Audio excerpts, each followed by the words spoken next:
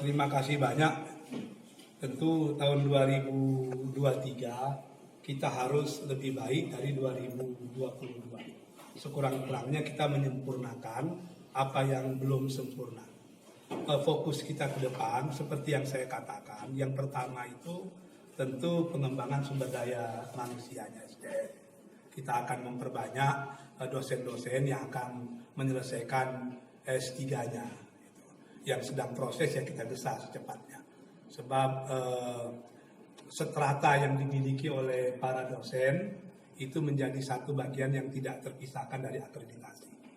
Yang kedua, seperti yang kita katakan dahulu, kita akan coba meningkatkan kesejahteraan staf dan dosen-dosen kita sesuai dengan kemampuan keuangan kita.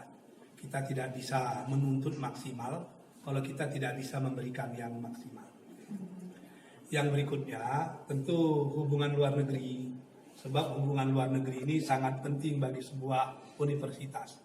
Maka kita akan menggesa MOU sudah banyak, MOE, lalu terjadi semacam student exchange, mahasiswa kita belajar di sana, mahasiswa mereka juga belajar di sini, walaupun mungkin short course. Ya kan? Kemudian yang kita harapkan lagi lecture exchange.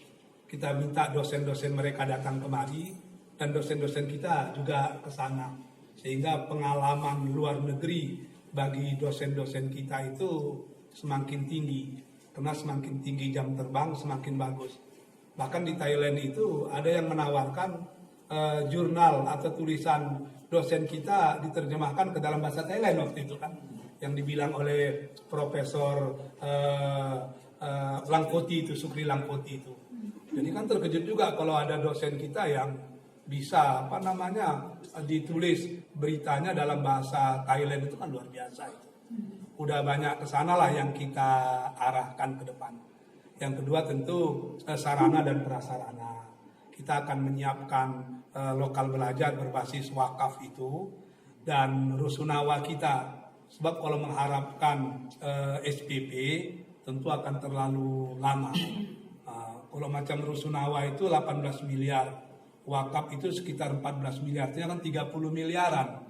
Kalau andai kata 30 miliaran biaya mengharapkan SPP, kalaupun kita bisa menabung 5 miliar 1 tahun, artinya kan perlu waktu 6 tahun untuk membangun itu. Oleh karena itu bantuan dari luar negeri, bantuan dari pemerintah, kerjasama ini memang sangat vital sekali untuk pembangunan UMRI yang notabene-nya adalah universitas swasta. Walaupun demikian, tentu jatuh bangun kami UMRI tergantung juga kepada berita-berita yang adik-adik wartawan sebarkan. We are nothing without you. Andai kata adik-adik bisa menyampaikan itu ya luar biasa. Kemudian Fakultas Kedokteran dalam proses, sebab ini bukan hanya harkat, martabat, dan marwah Muhammadiyah, tapi ini marwah kita semua. Sumatera Utara punya 8, kenapa Riau kita hanya punya 2 saja? Sementara kebutuhan dokter kita luar biasa gitu kan. Lalu kedokteran kita juga berbeda dengan kedokteran yang lain. Dalam kedokteran kita ini di samping ilmu-ilmu konvensional, kita juga mengawinkannya dengan ilmu-ilmu perobatan keislaman macam Tibun Nabawi, kearifan lokal macam herba-herba yang sudah sangat dikenal di masyarakat Riau. Sehingga ilmu-ilmu nenek moyang kita itu memang ada di sini. Sebab banyak obat-obat yang aneh-aneh itu kan. Agar laki-laki staminanya bagus, ada tongkat ali gitu. Bahasa kita di sini apa? Pasak bumi.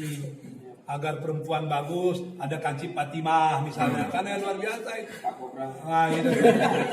Lain-lain lah. In progress, sudah kita upload, tinggal menunggu visitasi dari dari pusat, dari kementerian gitu kan. Mohon doa lah. Targetnya kita harus punya fakultas kedokteran gitu. Kita usahakan gitu. Andai kata ada fakultas kedokteran, kita harapkan UMRI itu semakin maju, semakin mampu berdikari dan berdiri sendiri. Antara pemasukannya itu akan semakin bagus. Kalau UMRI sejahtera, tentu kami bisa mensejahterakan adik-adik wartawan. Itu masalah. Itu aja lah.